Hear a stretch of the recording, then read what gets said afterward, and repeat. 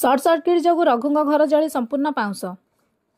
आज सकाळ समय घरर समस्त सदस्य निज निज कार्य काम करी जाइथिबा समय घरे केही नथिबा बेले विद्युत ताररू सर्ट सर्किट जोगु रघुंग घरे निया लागी घरर समस्त आसबाबपत्र जलीपोड़ी पाउंस हो जाइथिबा देखिबाकू मिलिथिला।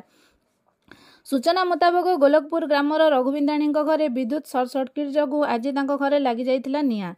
रघुंग जलुथिबा घर को आयत्त करिबा पई प्रथमे स्थानीय लोके चेष्टा करिथिले किंतु निया को आयत्त करि पारि नथिले। परे स्थानीय बासिंदा सुकिंदा दमकल बाहिनीर अधिकारी रजनीकांत सामल सहित जोगाजोग करथिले। दमकल बाहिनीर अधिकारी रजनीकांत सामल निर्देशक्रमे दमकल बाहिनीर एक स्वतंत्र टीम तुरंत घटनास्थल में पहुंची लगी जाइथिबा निया को आयत्त करियाकू देखिबाकू मिलिथिला। एही दुखद खबरटी सुकिंदागढ़ सरपंच स्वाधीन दास जानिबा परे संध्या समय रे तांको घरे पहुंची आर्थिक सहयोग करिथिबा देखिबाकू मिलिथिला। तांको सह सुकिंदागढ़ पंचायत सभापति दीप्ति रंजन बेहुरा, निर्मलेन्दु बेहुरा एवं लक्ष्मीधर बेहुरा उपस्थित थिबा देखिबाकू मिलिथिला।